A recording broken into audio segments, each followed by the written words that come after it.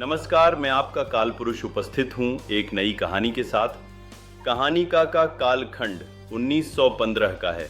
एक व्यक्ति शिक्षा ग्रहण करने के बाद स्वदेश लौटता है, लेकिन शारीरिक दुर्बलता और कमा कर ना खाने की मानसिकता लिए वह व्यक्ति घूमते घूमते एक चारागाह में पहुंच गया और वहां उसने चरवाहे और बहुत सारी भेड़ों को देखा।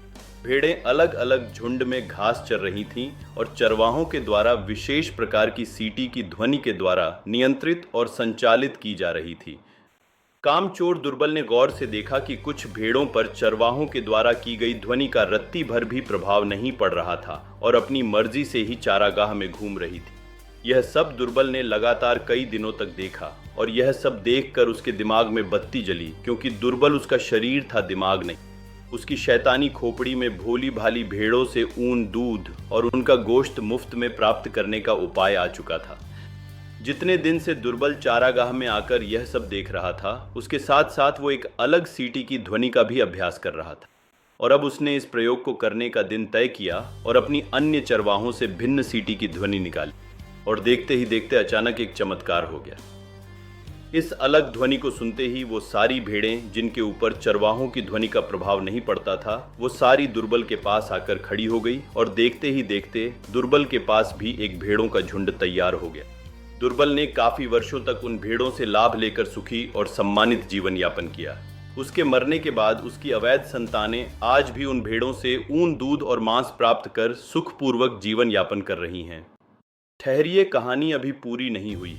कालांतर में दुर्बल के जैसी ही विचारधारा के अन्य व्यक्ति ने भी यह प्रयोग करने का विचार किया और साल 2011 में विशेष सीटी की ध्वनि का प्रयोग किया। और इस बार पहले से भी ज्यादा भेड़ें दुर्बल नंबर 2 के पास विशाल झुंड के रूप में जमा हो गई। लेकिन दुर्बल नंबर 2 दिमाग से भी दुर्बल था, लेकिन एक चतुर, चालाक, कपटी जिसकी खोपड़ी दुर्बल नंबर 1 से भी तेज थी, यह सब देख और सीख रहा था।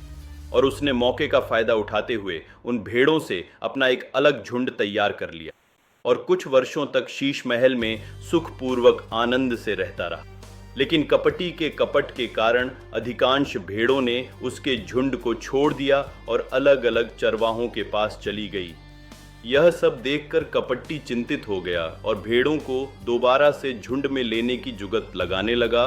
और अचानक कुटिल कपटी की भी बत्ती जली और उसने अपने अवैध पुत्र को सारी योजना समझाई।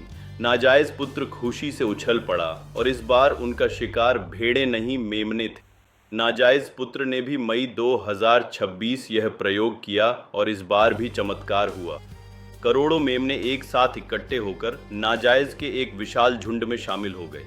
इस बार मेमनों के साथ साथ सुअर, बकरे, गधे, दोगली नस्ल के खुजली वाले कुत्ते और मेमनों के पीछे आने में भेड़ें भी कहाँ पीछे रहने वाली थी, सब आ गए।